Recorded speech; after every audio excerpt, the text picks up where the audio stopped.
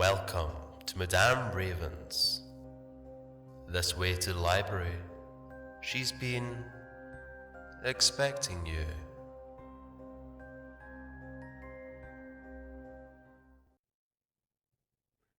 Well, my darlings, Coyote is back in his urban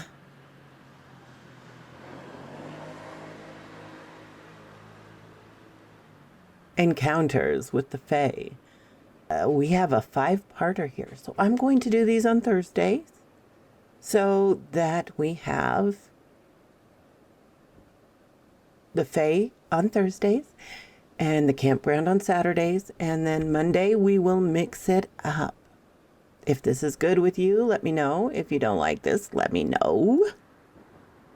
Oh, some fry there, sorry. Yeah, that's where we're at. You know I love this sort of thing. Anyway, thanks to Bear for bringing this to me, and now I bring you Urban Fae Ban Shee in the city. I lingered on the back steps as the sun set out in front of me. The fiery ball had sunk behind the homes and the other buildings in that direction, but a relaxing glow lingered on the horizon of the cityscape. This was the door through which I'd often sneak through on my way to and from my nefarious schemes. The sounds of the working-class neighborhood wafted through the various structures. Children squealing at play, a dog barking and another answering, the wail of a siren. No, it had a screeching quality, followed by a hint of sobs as if from the depths of grief. A word drifted into my mind. Keening. The widow's wail. I'd read about it in a story. I shivered as it trailed away in the distance to the west. It was the kind of chill one feels when someone walks across his future grave. The sky had faded to purple, and despite the lights of civilization, a few stars sparkled towards the north and southeast. Thanksgiving Day was always a time for family strife. At least this time it would feel like my family strife, instead of being some sort of theater, watching one of my foster families have at it. Though to be honest, I'd caused a fair share of strife wherever I'd lived. It's a talent. If the Lord of the Hunt said they would not pursue you again, then you may rest assured they will not, as the hunt. However, beings of the other world, well, they have got your scent, Robbie. Mr. Hearn paced back and forth in the little kitchen, in the little house near the threshold of the hood. I hoped that he didn't expect me to cut him any slack. He'd sent the hunt on my trail in the first place.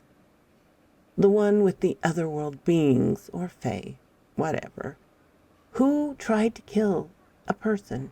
Turned out he and Mrs. knew when I'd raided her jewelry box. They'd known when I'd returned the items. They'd already known my history before I came to live with them. What better way to take out a blooming toadstool than to employ otherworldly hit creatures? He looked at me to see if I'd respond. I wasn't about to. Let him sweat for a change. I sulked unreasonably. All that misery I'd endured over a few baubles. I inwardly fumed, but I kept my face neutral. At least I hoped so. I knew that when 2 or more people in a small space, sooner or later, one will feel an overwhelming urge to speak.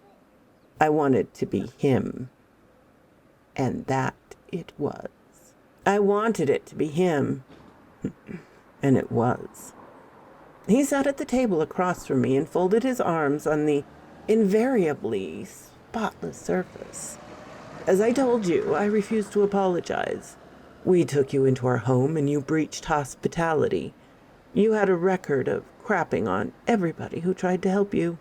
Besides, you were young and wily. I figured you'd have a better chance than most. I smiled inwardly that he'd called me wily. That nickname was one secret he did not and could not know.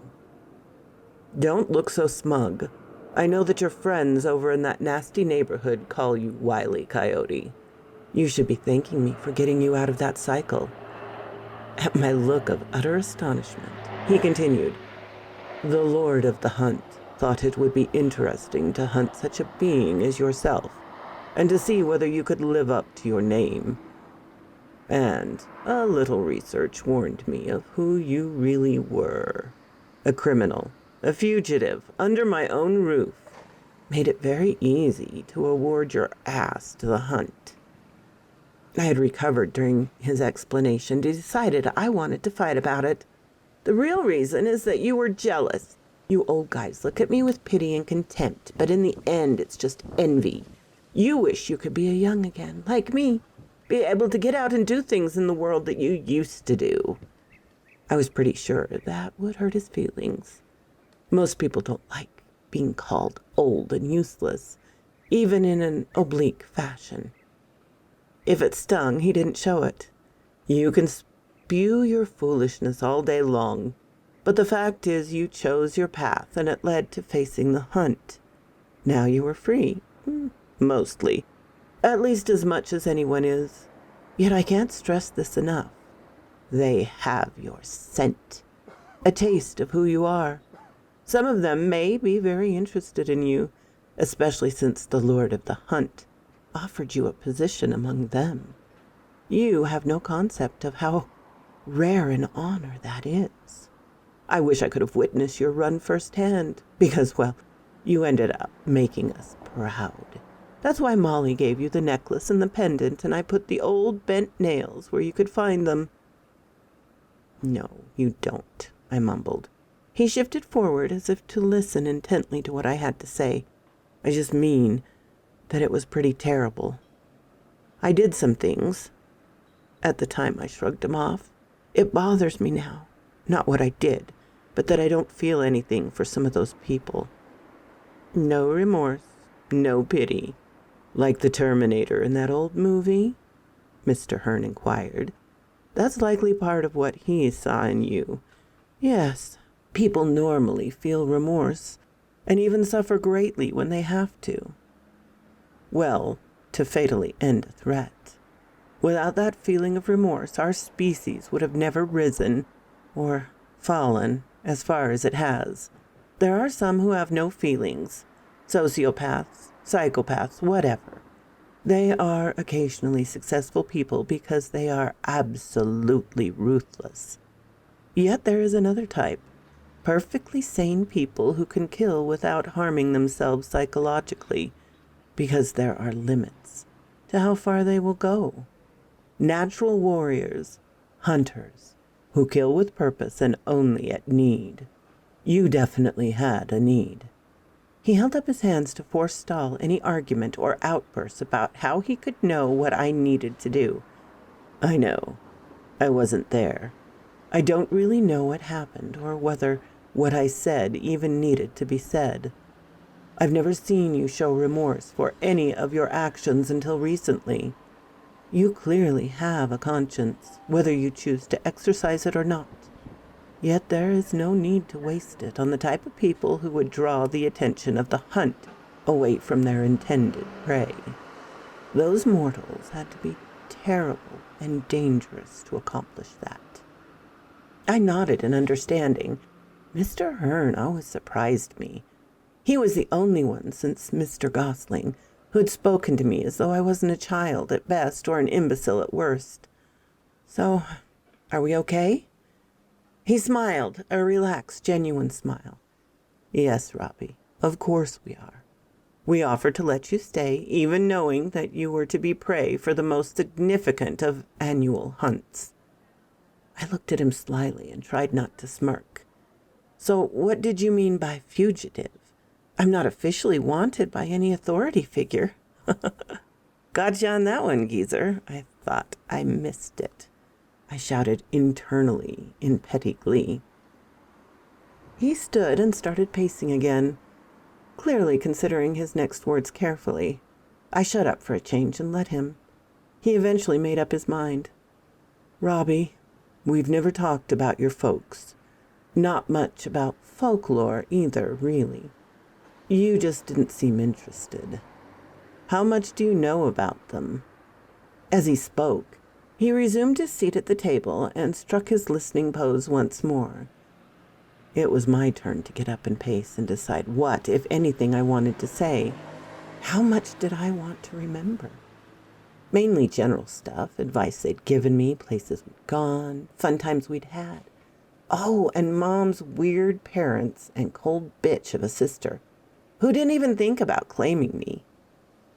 I didn't think about them much, at least not until very recently. I decided to make some changes to my life, and I've been thinking and wondering how they lived. I was only 11. I didn't ask much about what they did. Figured they'd tell me if I needed to know. I don't mean where they worked. I just mean the specifics, their daily lives. I don't think we had much money. We moved often. I liked the last place. The apartments were lower income, but I made some friends, other than between the pages of paperback novels. The folks never could afford tech stuff, so no downloaded books. Those turned to ash along with my folks, I suppose. Life was fairly normal for a while. My whole group used to hang around Mr. Gosling, our neighbor. He'd recently retired from the army and moved in around the same time we did. He always told great stories. He was maybe like an uncle to me. Lent me books. He had a great personal library. My buddies and I didn't see it. He allowed no kids in his apartment. Weird, but I think I recall more about him than about my actual parents. Mom, well, she was a quiet person outwardly, but I think she had a pretty funny internal dialogue. I know I'm like her in that way. Sometimes I caught her looking. Was that the word I'd liked in the old novel? Wistful? Looking wistful, especially when we were outdoors. We hiked a lot, but never camped. Never stayed out much past dark. I always just thought that the folks didn't like tent life or worried about my safety. Dad was pretty full of life. He kept Mom going, always made her smile in the end.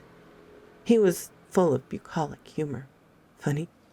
I don't recall exactly where Mom was born or where her parents lived, just out west. They avoided me, even at the funeral. I didn't care at the time, since they were strangers whom I've only seen in photos up to that point. Nice-looking people. So was Mom.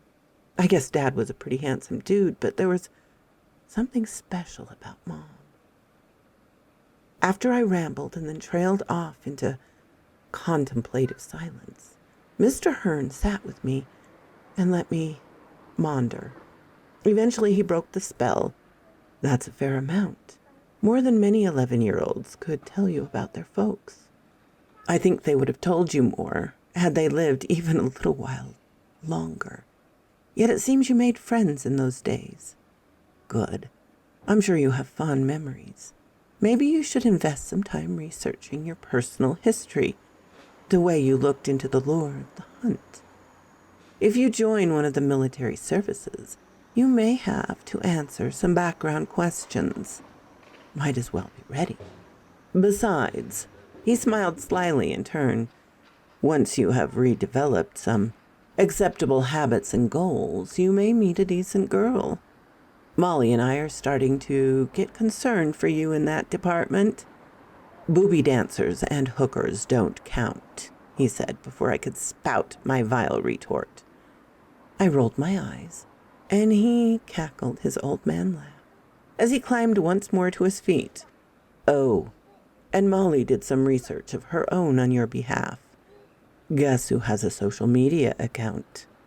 I expected to hear the name of some relative or former foster, so I just sat silently. Mr. Gosling. He slapped the table once he'd risen. I think she sent you the contact information already, he called over his shoulder as he left the room, and me sitting at the table, mouth hanging open like a slack-jawed imbecile after all. I went to my room for the night. I had a nice new phone that had come with a pad as a special offer. I used it to see what Ms. Molly had sent. Sure enough, there was an address for Mr. Sean Gosling, U.S. Army retired. His profile showed that he now lived outside the city. He had posted pictures with his kids and pets. And me. I'd forgotten about that picture. He had taken it with a pack of us local kids, and I stood at his immediate right and held one of the books he'd lent me. There was a mention of him doing contract work after he'd retired from the Army. That was it. I recalled that he was in our building, and he had told me that he would be leaving soon so he could get back to his wife outside the city to live full time. It had just been an odd set of circumstances that had put him in the apartments on the Saturday of the explosion, since he normally went home on weekends. I sent him a short message and asked if he remembered me. I told him I felt badly that I had never thanked him for his help and friendship. I expected it would be a while before I heard from him, but he must have been online, since he replied immediately. "Rob, so good to hear from you. I wondered what had happened to you, but I lost track after you left your aunt and uncle's custody. Eleanor, my wife Ellie, and I tried to talk to them into letting us foster or even adopt you. During the discussion, they disappeared. So what are you up to these days, champ?"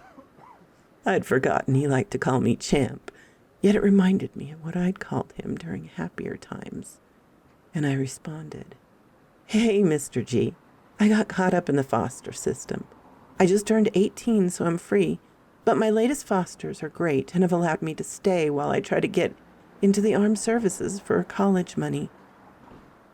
I just completed enough credits for an associate degree. Haven't done anything else I'd be proud of or want to mention since that day." The rest was simply catching up, but eventually he invited me to come visit if I could. I agreed, and in the meantime we could catch up, exchange photos, and maybe even Zoom or something. He left me hanging a little and ended the chat abruptly. I figured it was just family stuff. Maybe he had to feed some kids or dogs or something. I attended the very college whose shirt I'd sported on the second half of the hunt. It was how I filled my days after completing high school early. Despite all the foster moves, high school just wasn't a challenge. Neither was college, for that matter. Maintaining a 4.0 GPA while dodging hood rats and otherworldly monsters, on the other hand. That night I was restless, and it took a while for me to finally fall asleep. I must have exhausted myself tossing and turning. I drank some scotch and water and set down the glass on the battered coffee table. In the old apartment, I looked around but found myself alone. Then, from out past the little balcony porch, I heard keening. It was no longer on the wind or far away, but over by the little creek that went its way through the city, the one that was used for drainage and where I'd fought off the bridge troll. Definitely a dream. That water, of course, was nowhere near the old apartments in the building. Along with the old coffee table was a complete loss. Yet I shuddered and fear set in. A new panic, then dread that was so intense it made me nauseous. It continued, mournful and full of cautionary grief. The kind that said, "I tried to tell you, I warned you, but you never listened." I grasped for the knife I kept with me still, always concealed but ready. It wasn't there. However, the initial horror faded a little, and I felt an impulse to go towards the sound. Before I knew what had happened, I was nearing the edge of a little, live, pure stream in a wooded area that burbled over round, shiny rocks. I realized that the moon had risen and caressed the river stones with its silver light. To my left, I saw a woman. She knelt on the bank. Her head and features were covered with a dark cloth. "Robbie?" A youngish female voice intruded on my senses and broke the spell. I heard her again, voice more that of a fully grown woman. It was Miss Molly. She stood in the doorway of my little bedroom wearing a grief-stricken look, combined with worry. My eyes sprang open and I rose. "Miss Molly, is something wrong? How may I help?" Her features relaxed into a wistful. There was that look again. "Robbie, when you're ready for breakfast, please come in. We need to talk. Something happened last night." I nodded and checked the time. It was nearly 11 a.m. I'd been out for a long time. What had she meant? I got cleaned up and dressed quickly and made my way to the kitchen. The Hearns were seated, holding hands and looking sad. I knew it was bad. Their eyes were full and their shoulders slack in the way that indicated a death announcement. I sat across from them and asked, "Who?" Miss Molly spoke. "Mr. Gosling. His wife contacted me and asked if you or I knew anything. Apparently you were the last person with whom he interacted. He went missing shortly after. They found him early this morning. Oh, what was left. I'm sorry to tell you, Robbie, but it was a violent death." She wasn't up to giving details, but she said that she would let us know about the funeral as soon as they could. I sat back in shock. Mr. Gosling? We'd just been chatting online. Then I recalled that he'd ended the chat abruptly. Maybe he saw or heard something that drew him outside, despite the dark. I mentally rejoined the Hearns. "Sorry, it's just shock. He was in a good mood when we chatted. I think we were both enjoying the interaction. It's just so weird that he's gone." I didn't feel much like breakfast, which would have been lunch for anyone else. Instead, I went for a bike ride, the best way for me to clear my head. I rode aimlessly for a long time and then looked up, startled. I was back in the rough part of town, in a familiar place. The Troll Bridge. Oh, crap. I don't want to be seen over here. I was sure Jaguar's crew, or whatever cretin had taken his place, would love to seize my worthless carcass and torture me until I was as mindless as their old boss had been. Sonny and his bunch might actually want to reward me, but that would include committing to his franchise. I'd just have to stay low and hope that the intervening weeks had reduced my profile. I parked my bike at the end of the bridge from which I'd fled that night. It was different in the full, brilliant light of the autumn sun. There were trees along the water's edge. The area was a park in daylight. There were rocks in the stream, and the water actually burbled over them, and the occasional piles of litter. I wasn't sure I'd ever heard burbling water outside of a movie or a running bath. I made my way down the steep bank.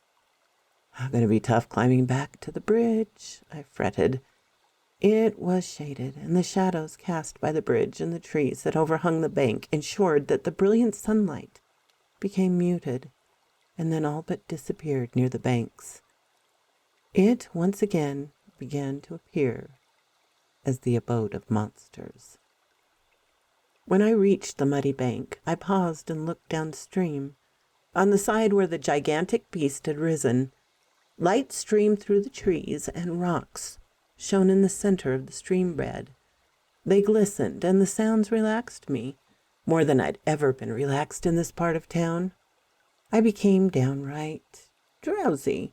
A low, soothing chant called to me from just up ahead, around a bend in the watercourse. A sweet, feminine voice, enticing, somehow familiar. A basso rumble from behind broke the spell. My senses ratcheted up to their highest potential, and adrenaline shot through my heart. I turned, tugging at the handle of my knife, to see darkness. A blurred outline of something large that huddled between the bridge, with one baleful eye staring at and through me. The troll, straight out of Beowulf. Foo bar! We stared at one another for a moment. I had no pistol this time, nothing but the knife and maybe a rock or two I could throw. Unfortunately, Grendel beat me to it and sent a small boulder whizzing past me. The breeze of its wake was strong enough to tug at my jacket. It missed, thankfully, and soared onward to stick in the muddy bank. Around that once enticing curve in the stream, a loud wet smack accompanied the landing. If I stayed, it would find the range and I'd be toast. If I ran, it would have my back as a target. No matter how I tried to dodge, I'd be toast. If I tried to go back the way I descended, it would be able to snag me, despite how shy it seemed to be of the sunlight. And I'd be toast. Wait. That was it! I stooped and picked up a couple of egg-sized stones and winged them at the enormous figure. A much easier target for me, though I couldn't do more than make it mad. All to the good, I assured my shivering brain. It shuffled and rooted about, clearly looking for ammunition. I closed, angling towards the steep climb as though I intended to flee. It worked. The old tire that came spinning towards me instead struck a tree, just ahead of when I stopped and changed course. I jumped into the water and sank to my knees. I began to wade towards the far bank as the single eye scanned for me and an enormous hand searched for another item to fling into my frail mortal form. I dodged around more and kept flinging stones and other trash from the stream bed. I deliberately aimed at its shapeless frog head. I doubted I could hit the remaining eye, but I wanted to act as though I wanted to blind it completely. That should make it mad enough to charge. There was only a few beams of sunlight that lanced through the leafy canopy. All were over the center of the stream. I reached that area and found myself more than waist deep. It was deeper than I would have thought, but that saved me. As the beast reared back for another throw, I kicked my feet forward and sank beneath the filthy surface. I'd probably get some kind of infection, but it beat dashing out brains and spilled guts. The water above me rippled with the passage of whatever detritus the titanic figure had found to fling. My empty hand found the slimy floor and encountered something hard, possibly metallic. I instinctively clutched at it, to hold myself underwater for a moment. When I kicked towards the bank, it came loose from the oleaginous clutches of the mud, and when I rose a few feet away from where I'd been, I found myself clutching a rusted tire iron. A piece of wood, slung at the supersonic speed, crashed into the water where I'd first ducked under the surface. Troll boy, maybe girl, definitely thing, was smarter than I'd imagined. Possessed a feral cunning, yet it was not so swift of thought that it was able to avoid surprise.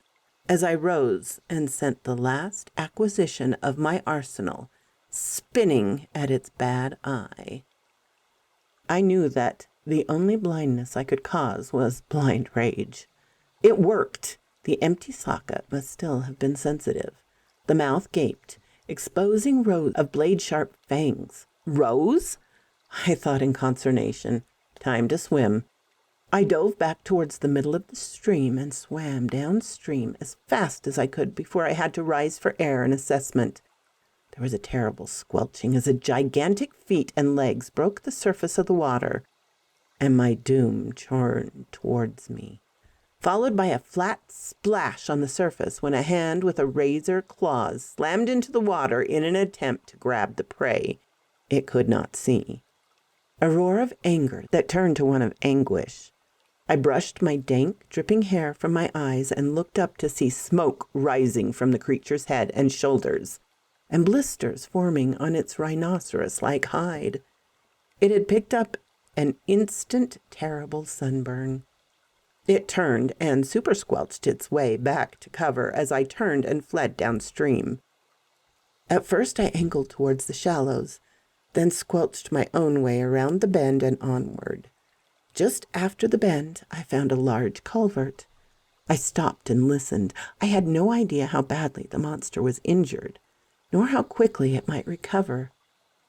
Even now it could be clinging to the murky shadows of the banks and sidling through the shade of the trees to reach me and finish what it had started 2 months past. I watched the culvert, its Stygian depths looking somehow inviting. I had no flashlight except for the one on my phone, hopefully protected by its covering. I strained to listen for threats from either direction. Were those large, sucking, squelching steps just around the curve towards the bridge? I clambered up to the culvert entrance. It was 5 feet tall, so I had to stoop uncomfortably to walk forward. But it beat being crunched for Grendel's lunch. By some miracle, my phone still worked, and I was able to activate the flashlight. Miracle, I even had a full charge. The tunnel of the culvert ran ahead beyond the reach of the feeble artificial light. I stopped and hobbled forward like some elderly man with a crooked back, a Diogenes looking for an escape from horror rather than for an honest man. After I'd covered an indeterminate distance, I judged maybe 100 yards. I looked back towards the opening. It was dark, obscured in some way, perhaps by something.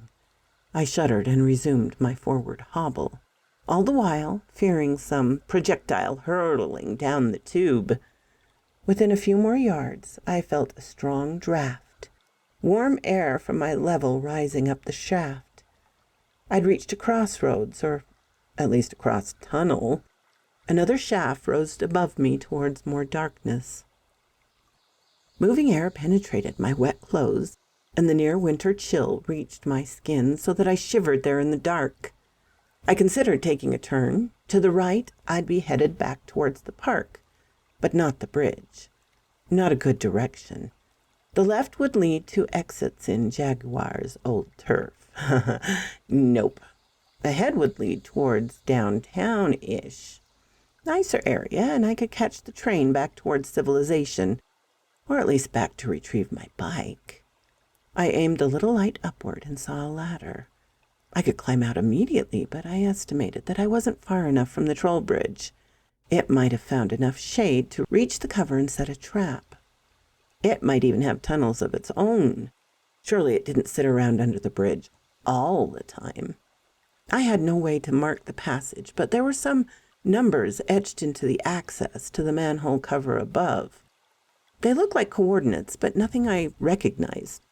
Still, they would be a guide. I should have come back this way.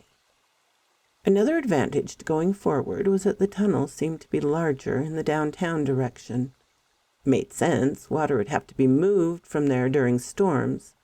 At any rate, I had a good few inches clearance above my head as I cautiously trod forward. The floor was wet in the lowest part of the middle, and damp to either side of it. Enough silt had settled over the years so that it wasn't too hard to walk on the curvature. I moved more comfortably and much faster until I came upon another intersection. This time there was no upward escape route, only tunnels that branched to either side. I looked into the right-hand tunnel to see a very distant speck of light, perhaps sunlight, but the tunnel height reduced to about 4 feet.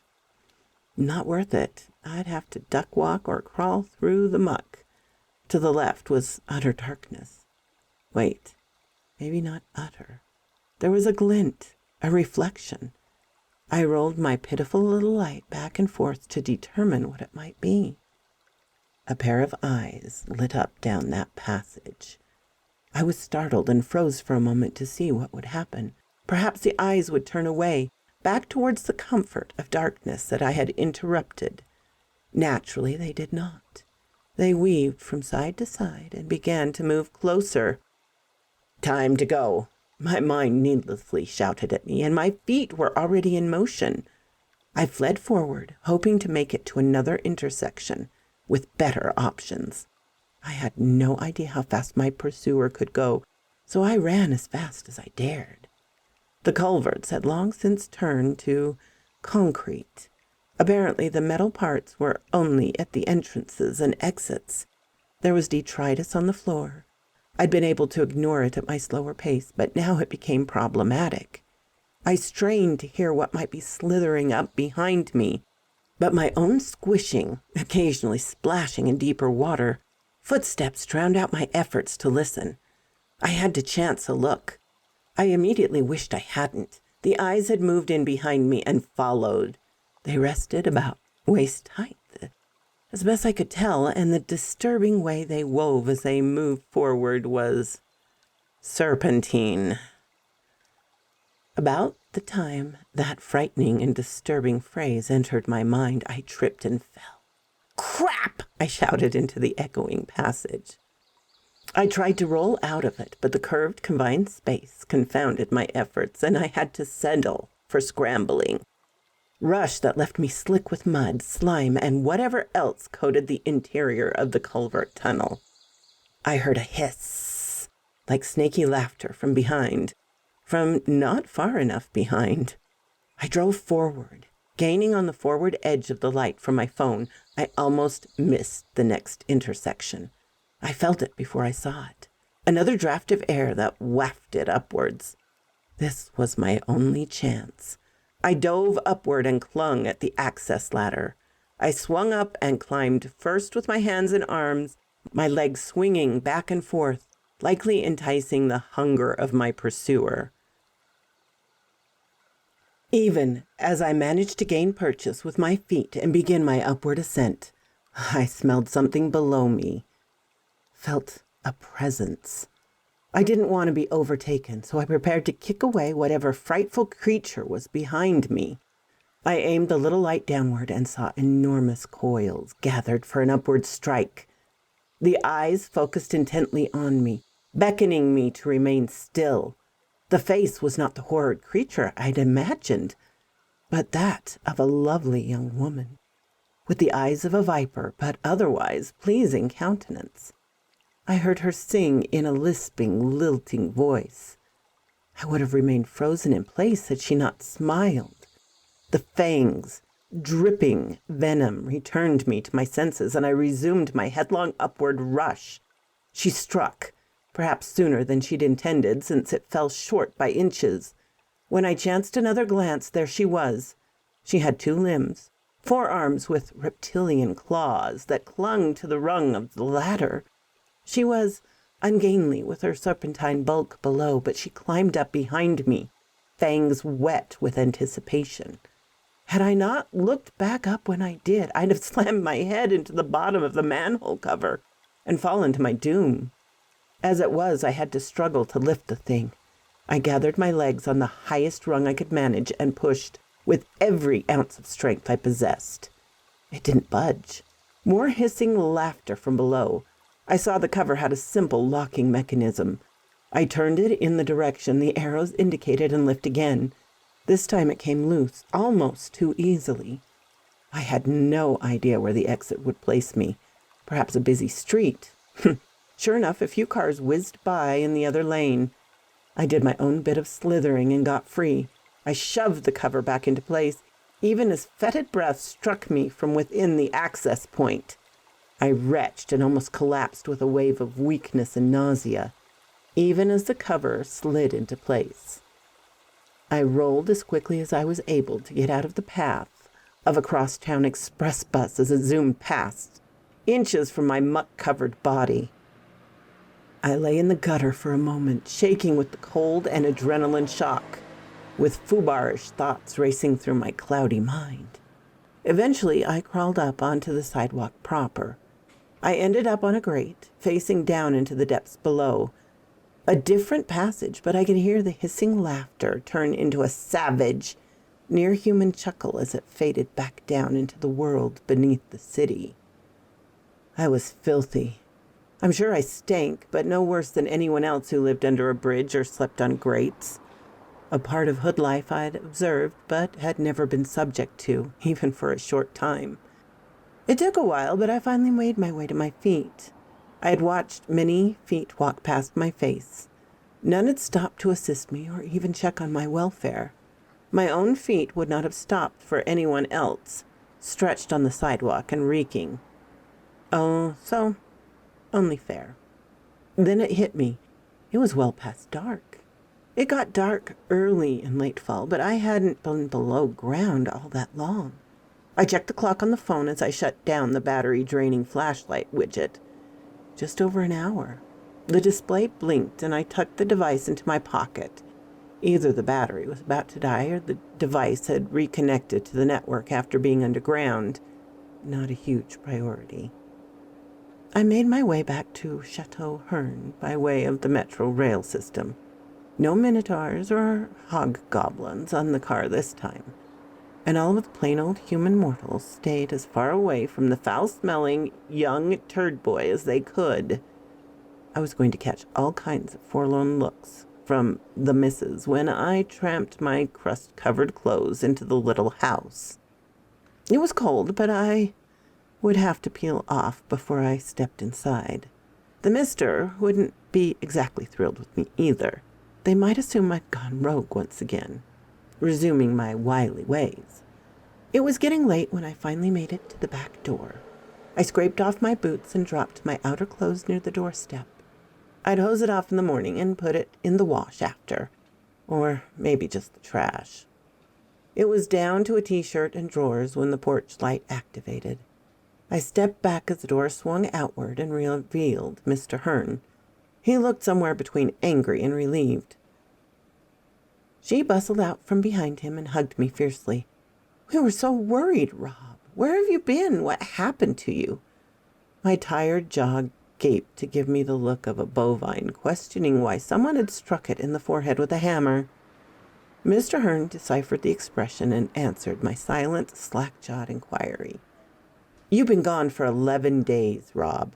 We thought maybe you'd run afoul of the criminal elements from your past. You got home just in time. You missed the rosary this evening, but you'll make Mr. Gosling's funeral tomorrow." They'd let me clean up before I shared the story. I told them the entire tale. After all, they would know it was possible.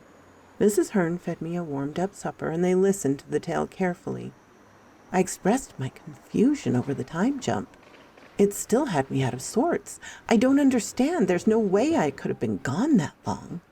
I remember every step, each splash and each scrape of those scales against the sides of the tunnel. I shivered from the remembered fear and cold. Mr. Hearn placed his hand on my shoulder. Rob, there's still so much that you don't know. Molly and I can tell you some of it, but the rest you'll have to puzzle out for yourself. We only know the general stuff. Mr. Gosling might have known more of your personal story, but he never shared it with us. Perhaps, maybe he told his family, and you can speak with them after the service. One thing that may help, maybe not. Time works differently in other worlds. Typically, you'd experience a shorter time in that realm, while more time passed here in ours. I don't know the right term. Dimension? It's not even consistent. Sometimes they're in sync. Sometimes they may even be reversed. Maybe it all works out in the universe at large. He took my silent stares and need for more information. Time distortion aside, you encountered that bridge troll again, and in daylight. That can't be good.